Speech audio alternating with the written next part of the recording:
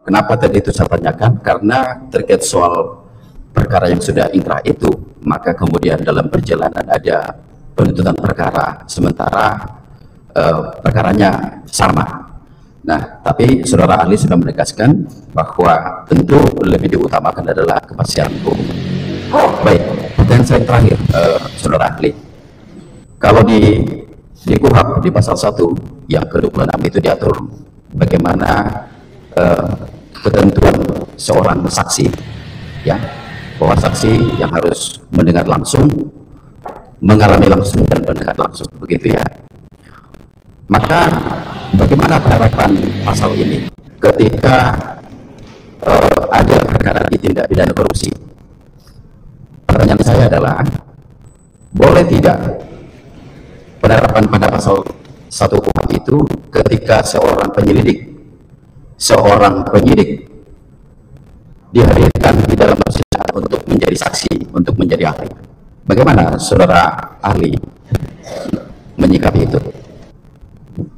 Ya, makanya saya minta maaf kepada Tuhan membahas ini. Tetapi kalau kita melihat secara objektif, seorang saksi itu di samping kualifikasi yang disebutkan tadi itu adalah orang yang netral. Dia tidak punya kaitan dengan salah satu pihak di dalam perkara yang sedang diajukan. Kalau kita misalnya melihat di dalam perkara-perkara, seorang saksi diajukan penggugat adalah keluarga sendiri. Itu kan ada rumusnya hubungannya. Oke, satu. Dia diperkenankan gitu.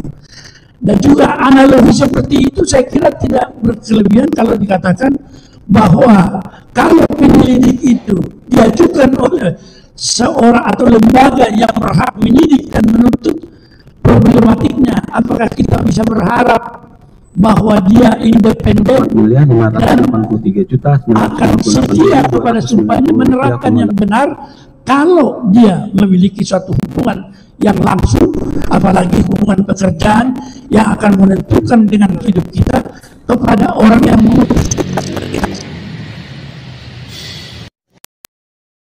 Penilaian terhadap ini seluruhnya akan berada pada majelis hakim, tetapi dengan kewajiban daripada penasihat hukum memberikan argumentasi di mana letak ketidaksahan keterangan yang diberikan oleh saksi-saksi yang adalah penyidik dan penyelidik sendiri.